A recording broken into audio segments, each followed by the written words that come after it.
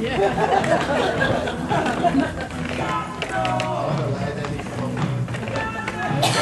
get the apron off there. Hold it, Lily, hold it.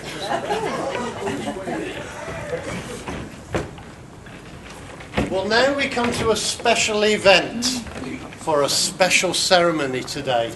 And to tell you all about it, we have with us, at great expense, the current Mayor of Gedling, Donald MacDonald, known to his friends as Quackers.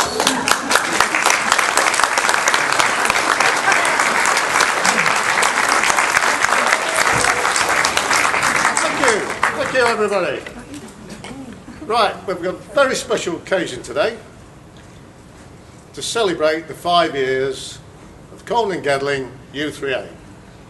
And for this very special occasion, we're going to have a very important person here. And I, as the Mayor of Gedling, and proprietor of Max Marvellous Motors, wonderful value guaranteed, have the privilege of talking to her. Probably as much as privilege as she's got talking to me. But anyway, we've sought out the oldest inhabitant of Gedling, with the help of her friends and neighbours, when after all, good neighbourliness is at the heart of any community. She's coming here today to tell us a story. Oh, and by the way, she thinks she's going to bingo, because this is a bingo day.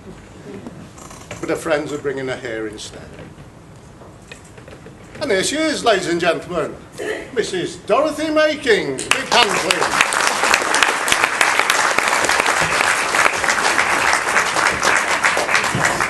Here, where are you bringing me? This isn't bingo. Hello, Dorothy. Who are you?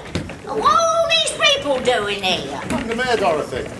You what? You'll have to speak up. I don't hear so well these days. I'm the Mayor. Oh, aye. Yes, you must be the Mayor with this silly thing round your neck. Here. What are you doing here? You should be looking after them buses, you should. Oh, that's not really my department. I've got minions to deal with things like that. Oh, Yes. Anyway, Dorothy, you're the important person here today. Please take a seat. Oh, yeah, I'm not so good on my feet these days. Hang on a minute. Comfy? Yes. Right then, Dorothy. How old are you? Eh? How old are you? I don't see that's any business of yours. I didn't ask you how old you were, did I? You're 98 years old. But if you already knew, why did you ask? That's just it, Dorothy. You're the oldest person in Gedling. And all these people are here to hear your story. More fool them if they ain't got out better to do. Now then, Dorothy. You moved into Willow Farm Estate 35 years ago. What was it like then? It was horrible. And it still is. It's them buses, you know. Well, it is very difficult at first when you're moving, isn't it? But do you remember when a couple moved in next door? Mr. and Mrs. Davis.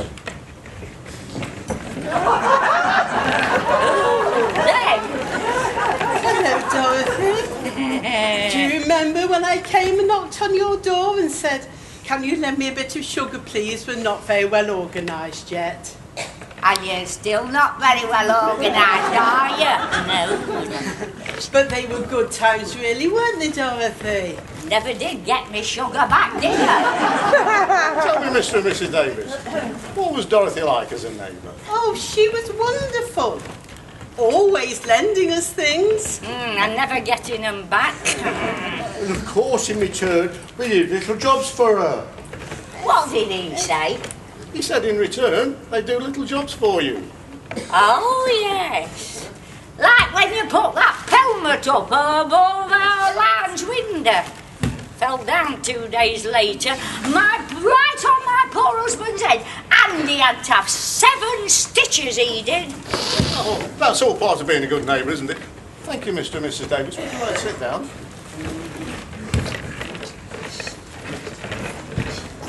Right in the Dorothy. Do you remember when a neighbour moved in the other side? No. Mrs. Lane. Dorothy, it's your big day. I'm so happy to be part of it. I'm not speaking to her. I haven't spoken to her for 25 years and they ain't started now. But you lived in harmony with your neighbours. Ha! The Davises only wanted to borrow me tea, sugar and milk. She wanted to borrow me husband.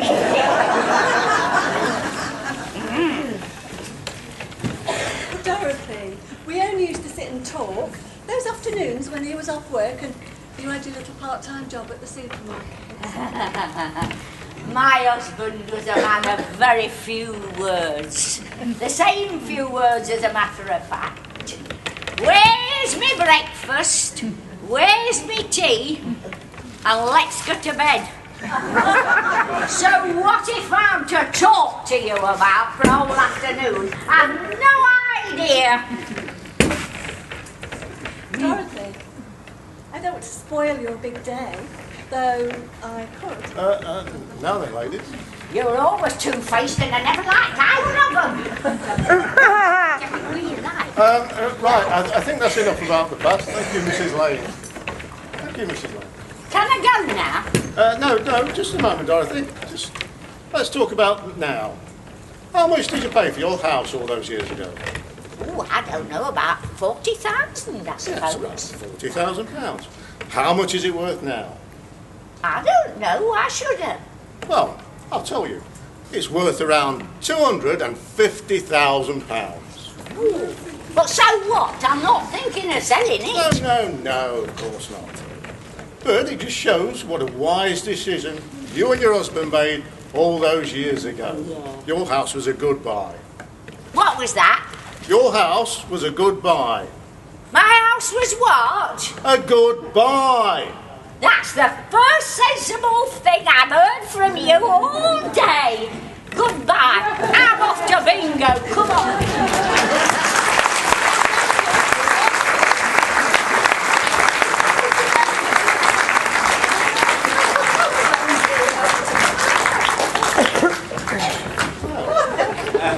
Hello.